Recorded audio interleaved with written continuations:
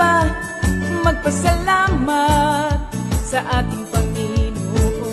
Tayo na kumanta, sumayaw sa saliw ng tugtugan, kay inang pagmasdan ang nagkakaisa at sama-sama magkakapatid.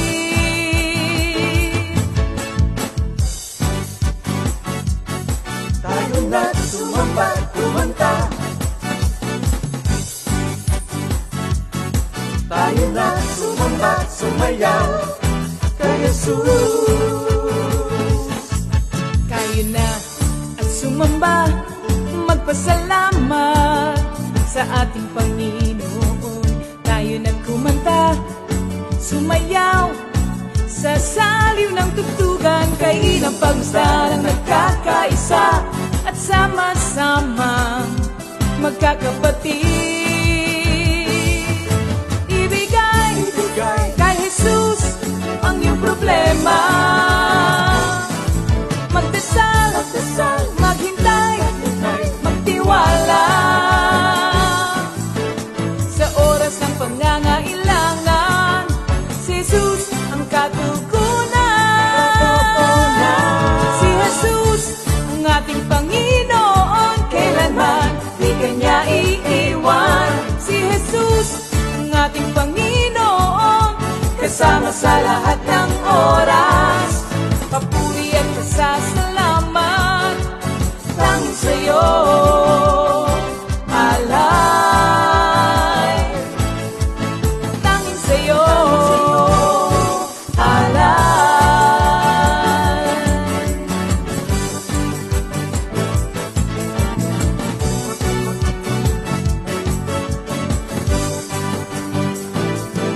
Si Jesus ang ating Panginoon, kailanman di kanya iiwan. Si Jesus ang ating Panginoon, kasama sa lahat ng oras. Si Jesus ang ating Panginoon, kailanman di kanya iiwan. Si Jesus ang ating Panginoon, kasama sa lahat ng oras. Papuri at pasasalamat tanging sa'yo, alay. Tanging sa'yo, alay.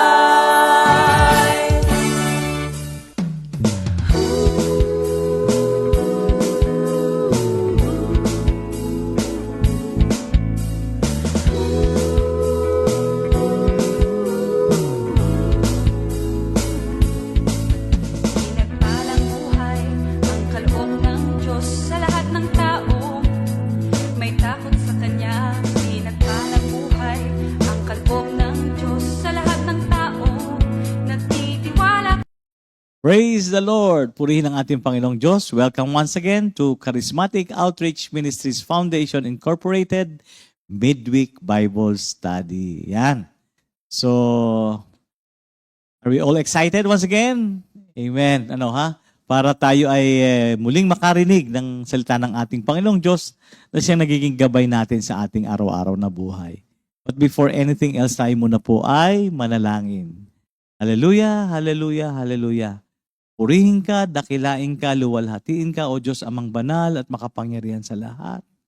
Maraming salamat sa iyong dakilang katapatan sa amin na kami patuloy mong pinagkakalooban ng kalayaan na makarinig ng iyong mabuting balita. Hindi lang mabuting balita, kundi magandang balita. So Lord, dalangin namin ang inyong gabay at patnubay, higit sa lahat ng inyong banal na Espiritu, sapagkat inaamin namin ang aming kawalan, wala po kaming magagawa kung wala kayo. Kaya Lord, bigyan niyo kami ng pangunawa sa bawat salitang aming maririnig. Linisin niyo po ang aming puso't kaisipan upang maluwalhating matanggap namin ang pagpapala na nagmumula sa iyong mabuting balita. Thank you, Father God, at pagpalain niyo po ang mga labi ng mga kapatid kong gagamitin sa pagtuturo, Panginoon, mula sa praise and worship, the music ministry, at higit sa lahat ang magbibigay ng iyong salita. Give them your double portion of your anointing. Again, yours the highest praise, glory, and honor. In Jesus' name we pray. Amen. Okay. Thank you, Lord. O, meron po tayong mga munting announcement dito. June 22 po, mga kapatid, 2024, ito po yung Sabado. Meron po tayong Life in the Spirit Seminar na gaganapin po sa ating East area. Of course, sa East Worship Center, sa St. Joseph po yun. Yan. And CSM LSS naman po sa Parañaque Worship Center, sa main po. Kasali po dito lahat, pati mga outreach, CSM. Yan. Sa August 24, 2024, and it's a Saturday, alas 8 ng umaga en punto. At Family Affair Foundation Day and album launching, yan, may date na po tayo mga kapatid. Sa October 26, 2024, at gaganapin po ito sa South Mall Event Center. Yan, itong ating pinakahihintay na sandali. Ano ha? Yan. And of course, sa araw na ito, batiin natin ang mga kapatid nating nagse-celebrate ng kanilang special day. June 19, 2024, yan.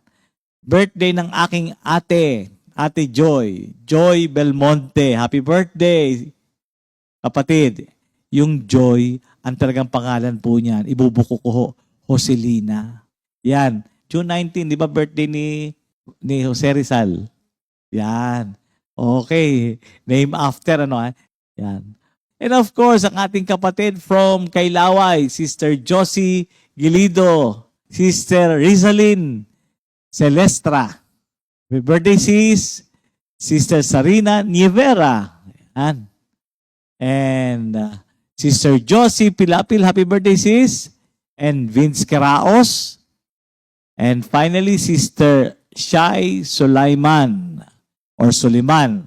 And of course, happy anniversary po sa ating mga kapatid, Minister Mario and Sister Jennifer Garcia, and Brother Sander and Sister Tina Aguilar, and Brother Mikel and Sister Zai.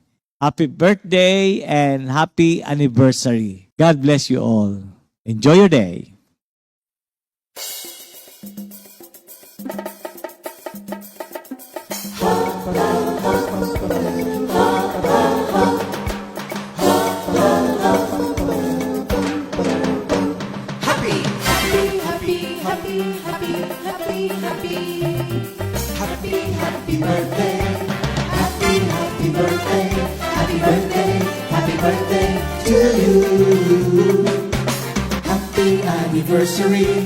Happy anniversary, happy anniversary.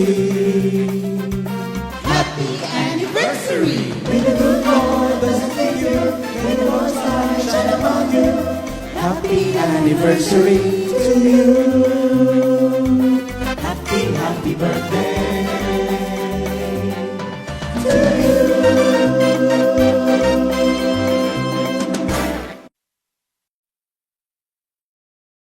Ayan. Happy birthday and happy anniversary, mga kapatid. Enjoy your day. And of course, let's prepare ourselves, mga kapatid, para sa ating praise and worship. Tawagin na po natin ang ating mga kapatid. Let's welcome them. Ayan. Good evening po mga kapatid at welcome po sa ating weekly Bible study. Tumayo na po tayo at samahan niyo po kaming sumamba at magpuri sa ating Panginoon. Hallelujah, hallelujah. Napakabuti ng ating Panginoon at binigyan na naman tayo ng pagkakataon upang makapag-aral, makapagpuri at makapagpasalamat sa lahat ng ginawa ng ating Panginoon sa atin. Hallelujah, hallelujah. Pag-ibig mo, Yahweh, ay di nagmamaliw.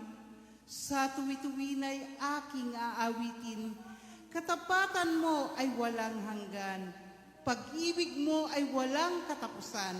Sintatag ng langit ang iyong katapatan. Palakpakan natin ang ating Panginoon. Hallelujah, hallelujah. Katandaan natin, anuman ang dumating sa ating buhay, ang lahat ng ito ay makakayanan natin sapagkat si Kristo ang magbibigay ng lakas sa atin. Awitin natin ito mga kapatid. Hallelujah.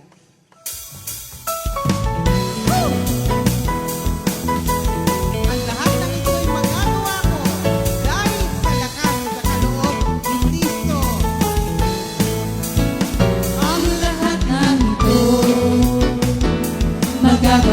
ko.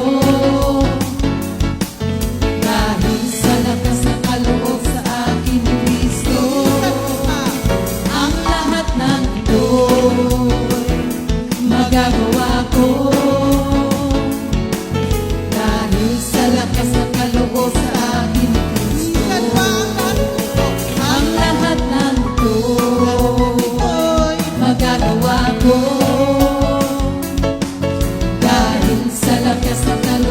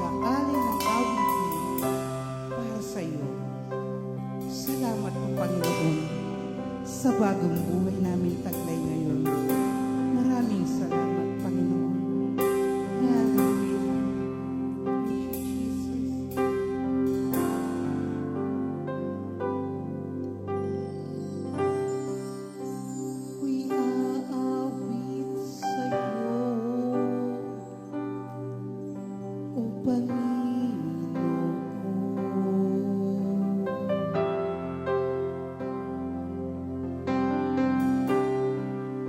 May gandang pagmasdan ang mga ginawa mo.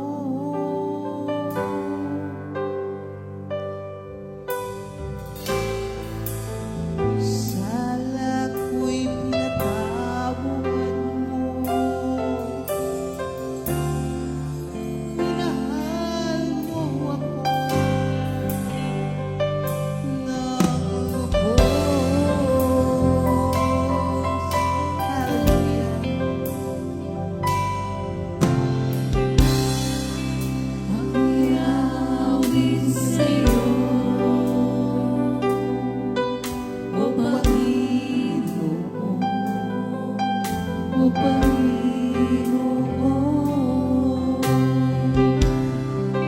Kay gandang pagmasdan ang mga ginawa mo.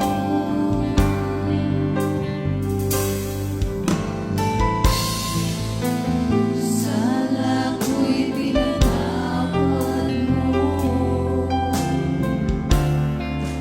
Minahal mo ako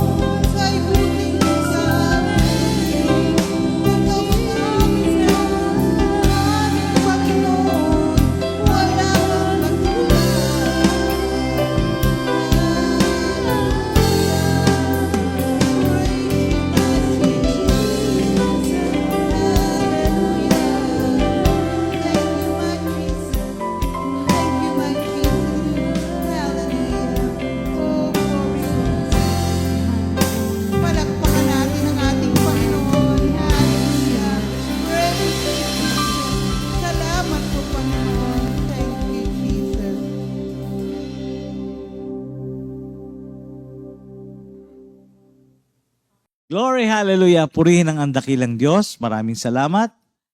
Comfy Music Ministry, glory to God. Napakasarap talaga magpuri sa ating Diyos. Okay? Tonight, tayo po ay nasa ating series na Epistle to the Hebrews by Paul. At ipagpapatuloy naman po ni Minister Ed ang chapter 8. Let's welcome my co-minister, Minister Ed Galietes. Okay, good evening po sa ating lahat at salamat po sa ating weekly Bible study. Thank you, Lord God, na gabi-gabi tayo ay nakakapakinig na salita ng Diyos. So ating pong tatalakayin ngayon ay about po dun sa about the new covenant of God through our Lord Jesus Christ. Sa Hebrew chapter 8 verse 6, okay po munang babasahin. Ngunit ang paglilingkod na ipinagkaloob kay Jesus ay higit na dakila kaysa sa ipinagkaloob sa kanila. Dahil sa siya'y tagapamagitan ng isang tipan na higit na mabuti sapagkat ang tipang ito ay nababatay sa mas mainam na pangako. Kung walang kakulangan ang unang tipan, hindi na sana nangailangan pa ng pangalawa. Ngunit nakita ng Diyos ang pagkukulang ng kanyang bayan. At sinabi niya, darating ang mga araw, sabi ng Panginoon, nagagawa ko ng bagong kasunduan sa Israel at sa Huda. Hindi tulad ng kasunduan ginawa ko sa kanilang mga ninuno nang ilabas ko sila sa Ehipto, sapagkat hindi sila naging tapat sa pakikipagtipan sa akin. Kaya't sila aking pinabayaan. Ganito ang gagawin kong kasunduan, verse 10, bahay ng Israel, pagdating ng panahon, sabi ng Panginoon, itatanim ko sa kanilang pag-iisip ang aking mga utos. Isusulat ko sa kanilang puso, ako ang kanilang magiging Diyos at sila ang aking magiging bayan. Ito po yung ating mensahe ngayon sa gabi ito, mga kapatid, about sa covenant, new covenant of God through our Lord Jesus Christ. Alam niyo, pagdating sa salitang covenant, mga kapatid, ay medyo po dapat maintindihan natin, So ang covenant po ay isang pakipag-ugnayan ng isang tao sa kanyang kapwa-tao. There is a covenant where both parties set the terms and agree to them. Kung kailan ang haba ng panahon, ng oras, andun yung kanilang pakikipagkasundo sa kanilang tipan. At pero nung tinatawag na there is a covenant where one party set the terms. Ayun, sila po mismo, but both parties agree to them. Kinakailangan po ay nagkakasundo. So this kind of covenant is usually called a will or testament. A will of pagkakasundo, and then kumbaga yung testament sa kasulatan, napakahalaga niyan. So ang covenant ni Lord, mga kapatid, ay napakahalaga para sa atin. So sabi niya nito, God has made a covenant with man, but He and He alone dictates the terms. Malaki pa naman pagkakaiba. Dapat tayong dalawa magkakasundo. Pero ang covenant ni Lord ay siya po nagdi-dictates sa tipan niya para sa atin. And then sabi niya rito na God made a covenant with man, but He and He alone, siya lamang dictates the terms. So God has made a covenant, a last will and testament, giving a man glorious inheritance. Meron palang talagang kaluwalhatian o pangako binibigay ng Diyos sa kanyang tipan. So, but man has no say in terms of the contract or covenant. He cannot agree with. Hindi tayo po pwede makipagtalo, mga kapatid. Napakahalaga, or reject. Sabi niya rito, or try to negotiate the terms. So he cannot argue with, mga kapatid, or try to negotiate the terms. So the covenant stand as God has given it. Kung ano po binigay ng Diyos na tipan, yun po pangahawakan natin. Kaya nga yung sabi niya rito, God gives the same moral instruction in both covenants. Pareho po kasi siya nagbigay ng instruction sa covenant na yan, mga kapatid. Moral instruction in both covenants, mga kapatid. But in the new covenant, He provides His Holy Spirit to supply both the motivation and the power to fulfill those instruction. So napakahalaga po, ano ho? So sabi niya rito, God gives the same moral instruction in both covenants. Pareho, nung una mga kapatid, sa Old and then sa New Covenant. But in the New Covenant, that is a malaki po pagkakaiba, He provides His Holy Spirit to supply both the motivation and the power to fulfill those instructions. So, Philippians 2 verse 13. So yun po malaki ang pagkakaiba. A covenant ni Lord para sa atin through our Lord Jesus Christ.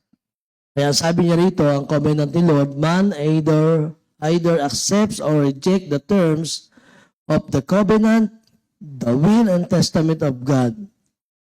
So the only way he can ever receive the inheritance of God is to accept the terms of the covenant exactly as they are laid out by God. So, susundin lang pala natin. Hindi tayo makikipag-argue, hindi po tayo para halimbawa po na i-reject natin, tinatry natin na i-negotiate ang terms. Hindi pala eh. Siya mismo. No? So, sabi niya rito, they are laid out by God. So, napakahalaga. So now, to the point of the present passage, the new covenant of God has now been established with man. Binigyan na po sa atin na ating Panginoon Diyos, mga kapatid. It has been established and given to man by the Lord Jesus Christ. Ulitin ko po.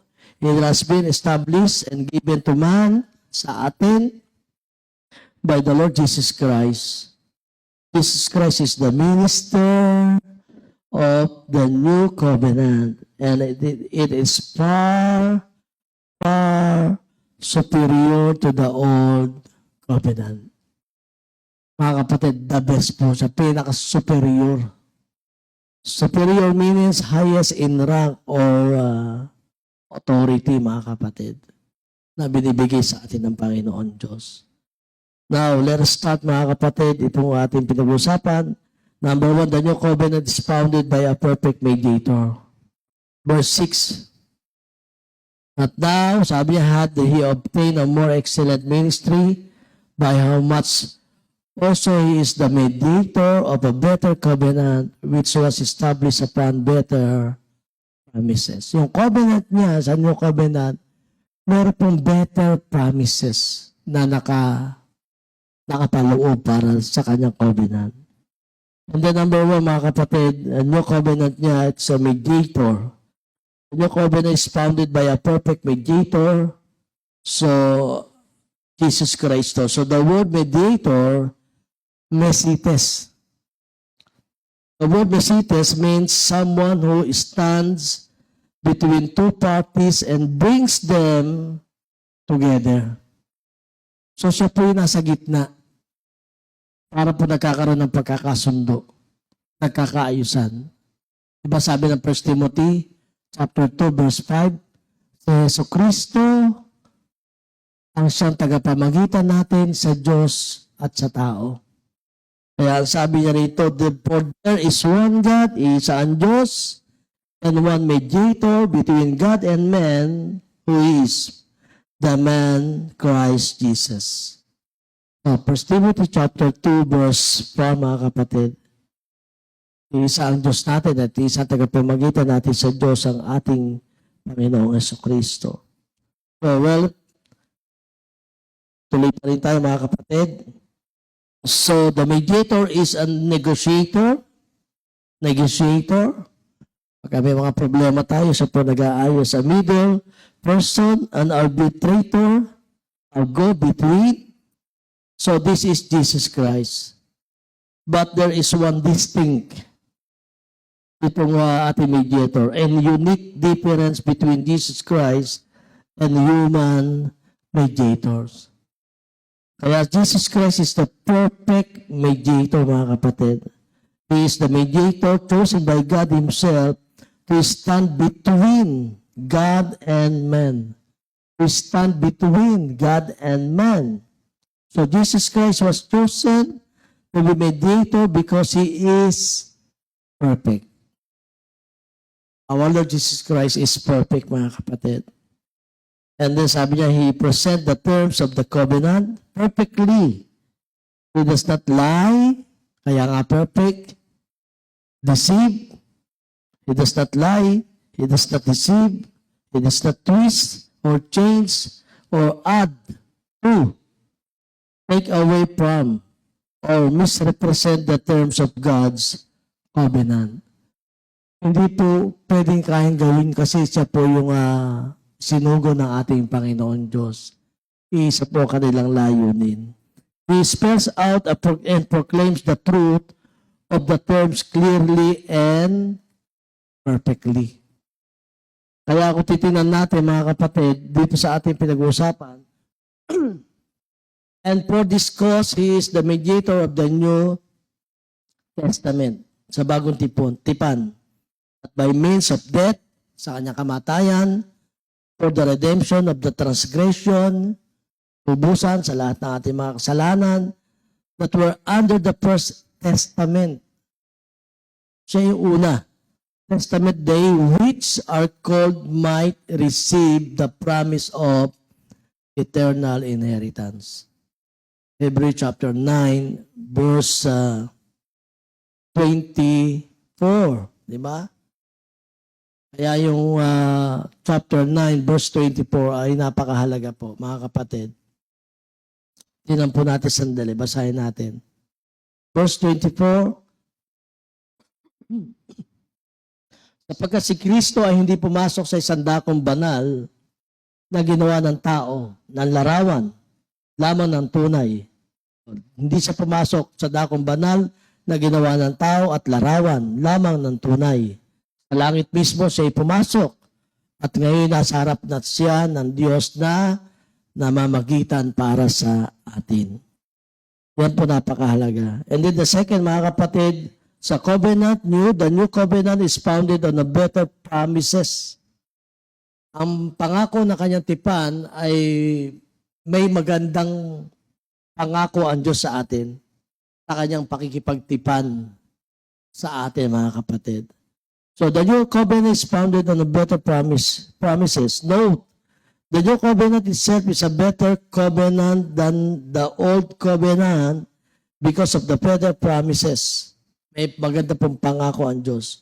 So what? What is the promises of God? What is the old covenant? It is the covenant of the law. Titingnan natin. Ang old covenant is the covenant of the law. Batas, mga kapatid. So God promises that He would accept, bless, and fellowship with man if man would keep the law. So pwede kang pagpalain, pwede kang mabless kung ating ginagawa ang mga old na covenant na yan. Kasi mga kapatid, wala nakagawa eh. So man accepted the condition and vowed to obey the terms of God's covenant or the law, Exodus 24 verse 1 to 8. But man discovered a terrible fact. The law was not full and complete enough, mga kapatid. It did not go far enough in meeting his need. Man discovered for terrible weaknesses. 4 po, mga kapatid. Terrible weaknesses natin ng mga tao. So kung titingnan natin, ang sabi niya, the law laid it down that God was holy, that He expected His people to live holy lives. But the law did not give the inner power and strength to obey God. Ibinigay, mga kapatid, yung utos, pero hindi natin nakayang sundin, mga kapatid. The second is this, the Lord laid it down, ibinigay sa atin, man could become acceptable to God, but the law did not provide the power and the energy to become acceptable nor to inherit eternal life. Kaya po isang bagay na nakakalungkot. There is power to do the old covenant. Hindi natin kaya, kapatid eh. And then the third, the law laid it down that God was the sovereign and majestic ruler of the universe. So the great lawgiver But the law said nothing about a personal knowledge and fellowship with God. Kaya sabi ko nga, Lord, salamat sa pag-ibig mo po para sa amin. And then,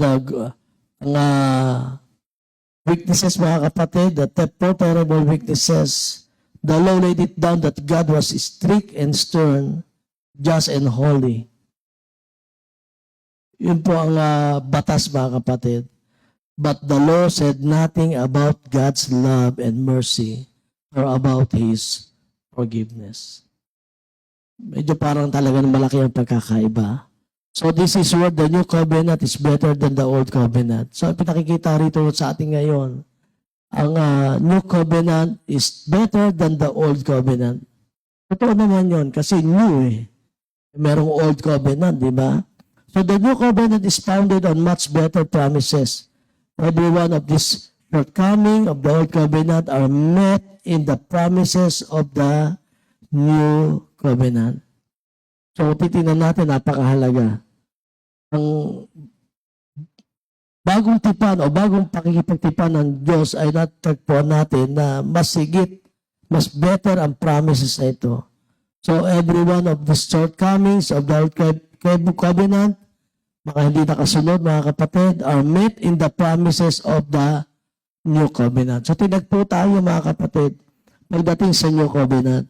In the new covenant, a person finds the glorious promise. What is the glorious promise of the new covenant? The glorious promise in the new covenant, number one, is a power and strength in the inner man. Meron na tayong kapangyarihan, kakayanan. Kaya doon sa verse 10 na sinasabi niya, mga kapatid, sa Hebrew chapter 8, verse 10, ito po titingnan natin, mga kapatid. Chapter 8, verse 10. Sabi niya, ganito ang gagawin ko. Sino raw gagawa? Jesucristo, ang ating Diyos. Ganito ang gagawin kong kasunduan sa bayang Israel. Pagdating ng panahon, sabi ng Panginoon, itatanim ko sa kanilang pag-iisip ang aking mga utos, isusulat ko ito sa kanilang puso, ako ang kanilang magiging Diyos, at sila ang aking magiging bayan. That is the promises of God, mga kapatid, in the new covenant. Covenant of our Lord Jesus Christ. So the best, mga kapatid, di ba? Wala kang gagawin kundi susunod ka. Wala kang effort. Kasi siya na yun Siya na yung kumikilos para sa atin. So, a person finds the glorious promises. The glorious promises, ulitin ko, I repeat, mga kapatid, the power and strength in the inner man. Meron na tayong kakayanan. No? And then the second, the glorious promises of God in the new covenant, God's personal acceptance, which means life eternal. Andun yung pagtanggap ng Diyos para sa atin, para sa buhay na walang hanggan. And then the glorious promises in the new covenant of God through our Lord Jesus Christ is a personal knowledge and fellowship with God. And then in verse 11, hindi na kailangan turuan ang isa't isa at sabihin, kilalanin mo ang Panginoon sapagkat ako'y makikilala nilang lahat mula sa pinakaaba hanggang sa pinakadakila. So napakaganda, mga kapatid, Kumbaga, susunod na lang tayo, mga kapatid. And then, sa pinakamaganda pa, that the new covenant, we must find the glorious promises of God through our Lord Jesus Christ on His covenant. Promises that God's love and mercy and of His forgiveness. Verse 12. Sapagkat patatawarin ko sila sa kanilang mga kasalanan at kalilimutan ko na ang kanilang mga kasamaan. Grabe naman pangako yan, Kasi sa Old Covenant, napakahirap, kapatid, Pinakita lang sa atin yung ating kahinaan. Pinakita lang yung mga bawal, hindi dapat hindi ganito, dapat hindi ganyan. Hindi naman natin nagawa. Kasi nga, wala sa atin pa yung ating Panginoong Jesucristo. And then the last, mga kapatid, pinapabot sa atin ni Lord, for the law made nothing perfect. For the law made nothing perfect. Wala, kapatid eh. But the bringing in of a better hope did, by the which we draw nigh unto God. Hebrews chapter 7 verse 19. Paglapit natin sa Diyos. Now hath He obtained a more excellent ministry. Oh, grabe na to, mga kapatid. His more excellent ministry, by how much also He is the mediator of a better covenant, which was established upon better promises. Hebrews chapter 8 verse 6. Kaya sabi ko, Lord, salamat sa pangako mo. The best ang pangako binigay sa atin ng Diyos through the new covenant of our Lord Jesus Christ, mga kapatid. So it was therefore necessary, kailangan natin that the patterns of things in the heavens should be purified with this. But the heavenly things themselves with better sacrifices than this. Hebrews chapter 9, verse 23. In verse chapter 9, verse 23, pakinggan po natin, mga kapatid. Ito po nakalagay. Hallelujah. Mga bagay sa sambahang iyon ay larawan lamang ng mga nasa langit at kinakailangan linisin sa pamamagitan ng mga handog. Ngunit higit na mabuting handog ang kinakailangan sa paglilinis ng mga bagay sa sambahang nasa langit. Sapagkat si Kristo ay hindi pumasok sa isang dakong banal na ginawa ng tao at larawan lamang ng tunay sa langit. Sa langit mismo siya ay pumasok at ngayon nasa harap na siya ng Diyos at namamagitan na sa atin. Kaya ang sabi niya rito, mga kapatid, sa covenant, New Covenant 7 and 9, titingnan natin sa Hebrew chapter 8, verse and 9, mga kapatid. Ito na po yung last natin, mga kapatid. Hebrew chapter 8, verse 7 and 9. Kung walang kakulangan ang unang tipan, hindi na sana nangangailangan pa ng pangalawa. Ngunit, nakita ng Diyos ang pagkukulang ng kanyang bayan. Kaya't sinabi niya, darating ang mga araw, sabi ng Panginoon, nagagawa ako ng bagong kasunduan sa Israel at sa Juda. Hindi tulad ng kasunduan ginawa ko sa kanilang mga ninuno. Kaya yung covenant ito, the new covenant eliminates the weaknesses of the first covenant. So pinawi, mga kapatid eh. At kung titingnan natin, napakaganda ng ginawa niya ngayon. So note that from this point on, God is speaking. Si Lord na nagsasalita po sa atin. God is the spokesman pointing out the weaknesses of the first covenant. So pinakita ng Diyos yung kahinaan, mga kapatid, ng unang tipan. Diba? Jeremiah 31, 31, 34. So the weaknesses of the first covenant are pointed out in the previous note. No? Kaya napakahalaga po nito. So yun mismo ang Diyos, pinakita niya yung kahinaan. Kaya sabi niya rito, the point is this, if the first covenant had been faultless, kata natin ha, kung walang kakulangan, kapatid, ang unang covenant, there would have been no need for a new covenant. Hindi natin kailangan yung second covenant, yung new covenant. But man, symbolized in Israel, did not keep the old covenant. So two things happen, mga kapatid. Ano ba naganap? Una, man failed to keep the covenant or law. Sablay sila, mga kapatid. Sablay tayo, lahat. Hindi natin nasunod ang batas na binigay sa atin ng Diyos ng paman. Man failed to keep the covenant or law. So the law was not able to infuse the power to keep the commandments. Hindi pwede kasi hindi natin kaya na magawa eh. Kasi it is a law.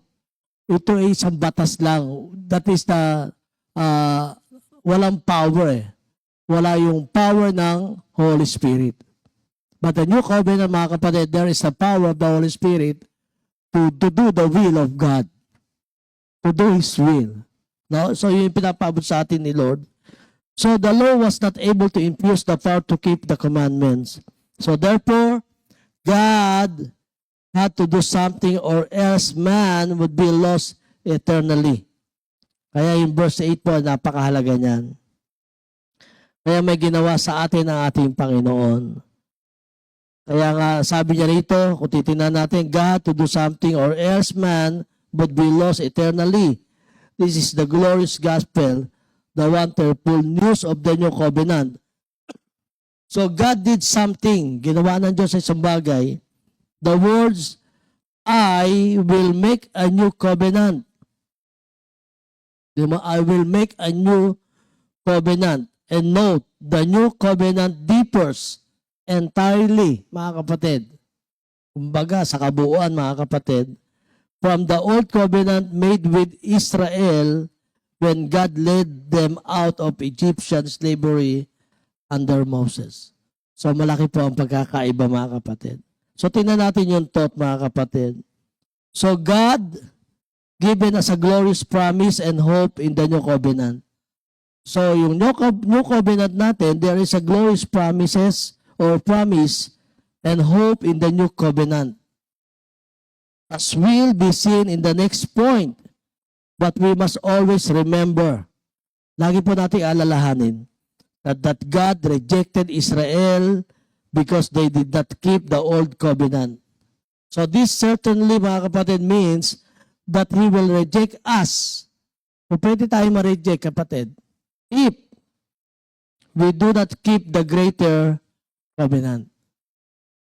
Kaya nga, sabi niya, the covenant that focuses in His Son, none other than our Lord Jesus Christ. That is the new covenant of God.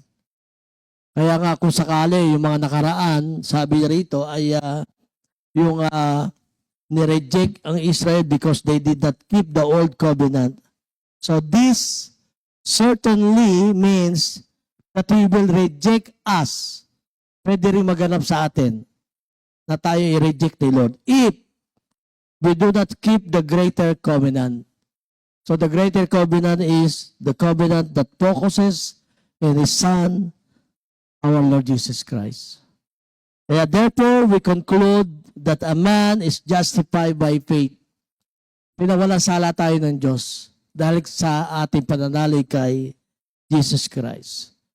Without the death of our Lord Jesus Christ, we are no longer na tayo pinatawad na. So unless na tayo ay may pananampalataya, we conclude that a man is justified by faith without the deeds of the law. Hindi tayo pinatawad dahil sa pagsunod sa kautusan. Romans 3:28. So for the law made nothing perfect. Wala, kapatid eh.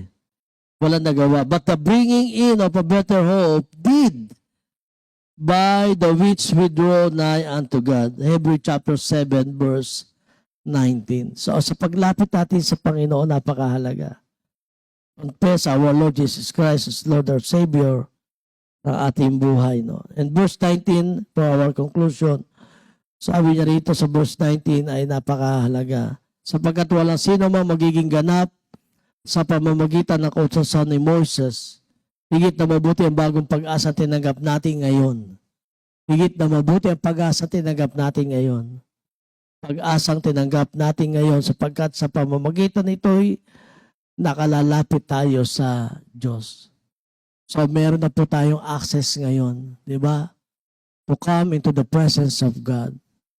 Kaya napakahalaga po ng pagpapala ngayon sa new covenant natin through our Lord Jesus Christ. And then magandang gabi po sa inyo lahat at tayo ay pagpalain ng ating Panginoon Diyos. Thank you Lord God po. In Jesus' name, amen po and amen. 2 Timothy 2:2. Hallelujah. 2 Timothy 2:2. Praise the Lord. 2 Timothy 2:2. You and me, let us proclaim the gospel. 2 Timothy 2:2. Hallelujah. 2 Timothy 2:2.